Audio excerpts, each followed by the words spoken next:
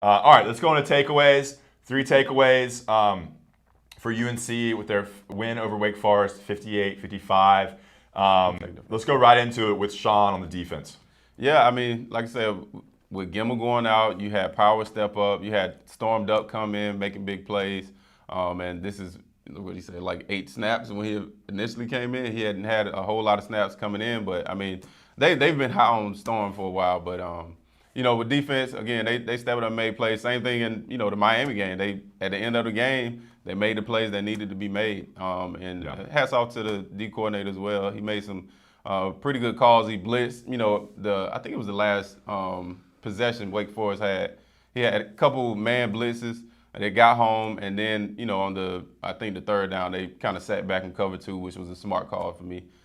Defense. He put the defense in some good positions. You're never gonna be happy with 55 points. Yeah. But again, made plays when they need to. They had the 2 interceptions.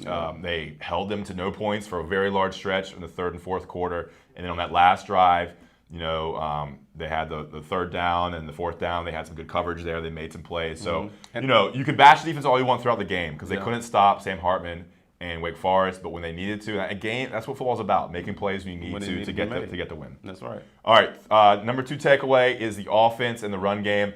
I mean, this offense has been, I think, it's gotten better and better each week. They've looked okay against Notre Dame. Mm-hmm. They come back and score 58 points against Wake Forest. Yeah. Sam Howell's run game, Ty Chandler's run game. The offense is trending upwards, especially on the ground. They've been creative in getting balls to Josh Downs and to Antoine Green and Justin Olson. So I think it's a takeaway that the offense is positive and you can lean on them. And when they have the ball, you feel good about them scoring. That's right. That's right. I mean, I didn't have a doubt that we would score at the end of the game. I mean, give Sam the ball, you never know what's going to happen.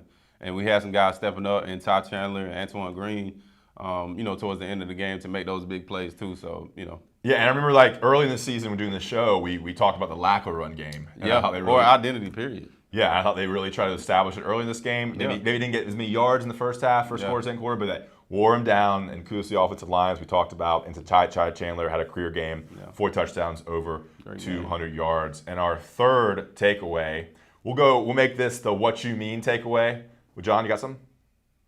I can throw in a third takeaway here. Okay, good, because blank on the board. I've got it. I had it saved. This is the return of the fourth quarter Tar Heels. UNC outscored Wake Forest 24-7 in the fourth quarter today. That was a big theme of Mac's first 2 years. They had these amazing comebacks in the fourth quarter of these games, and that wasn't really the case this season. UNC didn't come back against Virginia Tech. They kind of folded in some of their earlier games this season. But today, the fourth quarter Tar Heels, the cardiac Tar Heels, whatever you want to call them, came back, and UNC came back for the win. It's not how you start. It's how you finish. My dad always said that. 24 straight, and then which gave them enough of a leeway. Wake did score again, but by that point, I think UNC was up 10 points to get the 58-55 win.